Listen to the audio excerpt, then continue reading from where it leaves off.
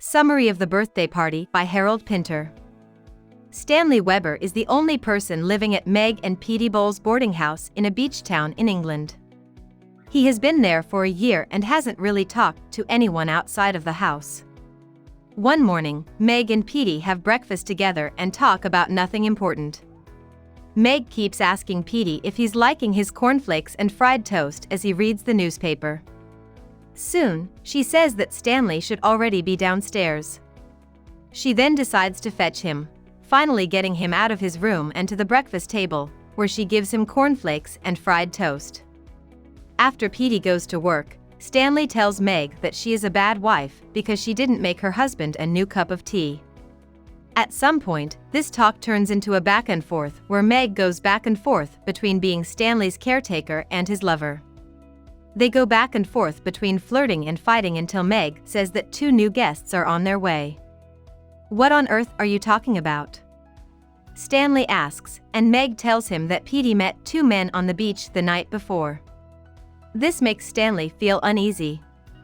2 guys asked Petey if they could stay there for a few nights. She says, "I expect them," but Stanley says he doesn't believe her because no one has ever come to the boarding house in all the time he's lived there. Stanley changes the subject and asks, "When you talk to me, do you ever think about who you are talking to?" Then he grunts and puts his head in his hands, but Meg doesn't get what he's asking and instead asks him if he liked his breakfast. She says that she liked it when he was a professional pianist and she could watch him play. She tells him to get out of the house and suggests he get a job playing music at the pier. He tries to convince her that he's been offered a job playing music at a nightclub in Berlin, but he doesn't sound very convincing. As he talks about this idea, he adds that he would actually get to see the whole world. He says, "I've played the piano all over the world when I was a professional singer. Everywhere in the country." Then he talks about a concert he played where he was praised for his performance and his unique touch, but when he went to give a second concert, the performance hall was locked. "They got one over on me," he says. Meg goes off stage to answer the door, and in a whispered exchange, a voice says, "What shall I do with it?" Meg tells this person what to do, but she doesn't say what it is. She then goes on her way. The person goes into the living room at this point. She is named Lulu, and she has a package that she puts on the table and tells Stanley, "Don't touch it." Then, they talk about how stuffy it is inside, and Lulu tells Stanley that he should go outside. Stanley lies and says that he went to the ocean early that morning, but Lulu gives him a small mirror and says that he doesn't look like a guy who has been outside in a long time. When Stanley looks at himself in the mirror, he looks clearly upset and pulls away from himself. He then asks Lulu if she'd like to go away with him. When she asks where they go, he says, "Nowhere," and when she asks if he'd like to go for a walk, he says, "I can't right now." Lulu leaves. When the 2 new guests finally knock on the door of the boarding house, Stanley quickly turns off the light and leaves, so they don't see him. They talk about the job they have to do. Their names are Goldberg and McCann. Goldberg is clearly in charge, and he tells McCann that their job is quite different from what they've done before. He insists that it all relies on the attitude of their subject. Meg walks in and introduces herself. She tells Goldberg and McCann about Stanley and says that it's his birthday today. She tells them not to talk about anything and tells them that they will have a party for Stanley tonight. Goldberg thanks her for inviting him. She then shows them to their rooms, and when she comes back, Stanley is in the living room.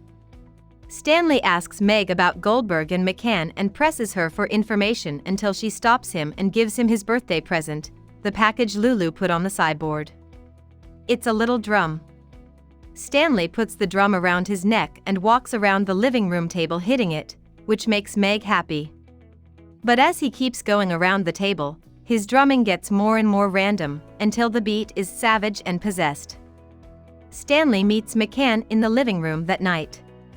He doesn't trust this new guy, so he tries to figure out why he's at the boarding house. He also starts asking questions about Goldberg, whom he hasn't met yet. "Has he said anything to you?" He asks McCann, "Do you know why you're here?" McKen claims that he knows what Stanley is talking about and instead talks about Stanley's birthday party until Goldberg comes in and introduces himself. Stanley claims to be the manager and tells Goldberg and McKen there's no room for them in the house. They don't believe him and tell him to sit down instead. When they finally get him to sit down, they ask him strange questions that get more and more hard to answer. They ask him why he came to the boarding house, if he mixes his headache medicine properly, and when he last took a bath. Then, they say that he betrayed the organization, but they don't say what organization they're talking about. Later, they ask him why he killed his wife. He tells them he doesn't have a wife, but they don't seem to care. Instead, they ask him if he knows an external force. What? Stanley answers, but they don't say what they mean. Instead, they keep going and ask him things like if the number 846 is possible or necessary. Finally, when asked which came first, the chicken or the egg, Stanley screams, and their talk is cut off by the sound of a drumbeat as Meg plays Stanley's drum in her evening dress. Soon, Lulu shows up, and Stanley's party starts without Petey, who can't make it. Goldberg pours drinks and tells Meg that she should raise a glass to Stanley. Goldberg and McKen turn off the lights and shine a torch in Stanley's face when she does. Meg doesn't say much about Stanley in her toast. Instead, she talks about how happy she is to have a party at her house. Even though this speech isn't very personal, Goldberg says that Meg's words affected him a lot, and then he gives his own toast. The group decides to play a game next, but Stanley hasn't said a word yet because he's still shocked by Goldberg and McKen's strange questioning. The group gets a mask and decides to play Blind Man's Buff, a game in which one person wears a scarf over their eyes and tries to find the other players, who are spread out around the room. As the game goes on, Goldberg and Lulu kiss, McKen and Meg flirt, and Stanley just stands there like he's dead. When it's Stanley's turn to play the blind man, McKen puts the drum in his way, and Stanley's foot breaks through it. He trips and falls over because the instrument is on his foot. Meg makes a noise. When he gets up, he moves towards her. Suddenly, the lights go out, and he starts to choke her. After a lot of noise, the other people try to pull him away from her, but he gets away. Then everyone hears Lulu scream as she passes out and falls to the floor as Stanley gets closer. Stanley lifts her up onto the table in silence, and when McKen finally gets the torch, the audience can see that Stanley is about to rape Lulu. Before the curtain falls, Goldberg and McKen grab him and push him against the wall. He lets out a crazed laugh. When the screen opens again, it is the next morning, and Meg and Petey are eating breakfast like nothing has happened.